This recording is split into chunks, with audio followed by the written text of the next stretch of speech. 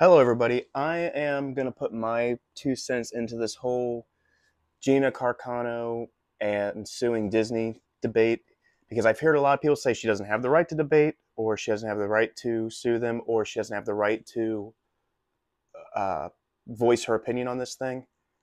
I just want to remind the world that Disney fired her for making a historic connection between events that was going on now and events leading up to the Holocaust. She didn't specify that she was pro it. She didn't specify she was against it. All she did was make a connection to it. And in her post, which I liked, I was there for it when it actually happened. I followed her pretty closely. I was a big fan of her when she fought professionally. Um, that and she's just a certified baddie. You know, that's a given. But the fact that people are saying that she doesn't have the right to sue Disney is kind of embarrassing because they fired her for her a personal opinion. Some people say, well, she had a contract and her contract said that she couldn't say anything that was against brand for Disney.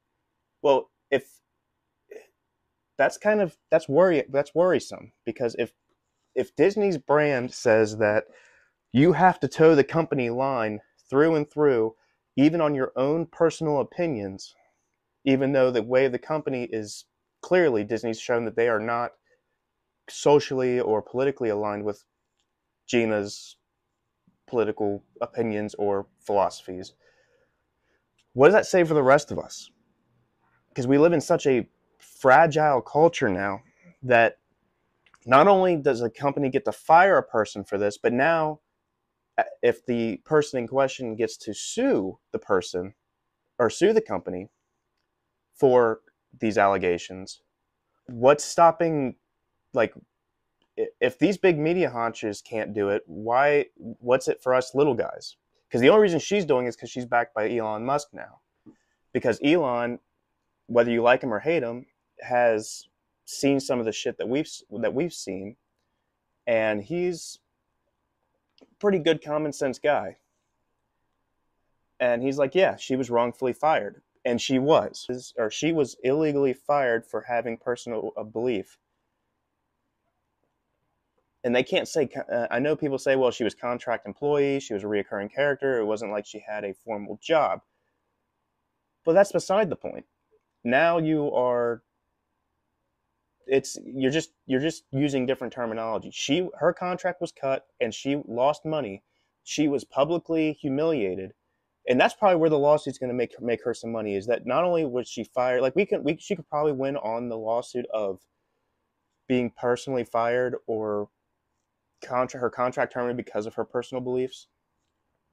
But her best tool, in my opinion, in her arsenal is the public backlash she got that Disney fueled. Not necessarily, it's not like they stood back and said, okay, we cut ties and that was it. No, they publicly ignited this flame under Gina Carano to fester and grow in the social medias, all the way up until Elon Musk bought Twitter and was able to say, hey, that's not actually what she said.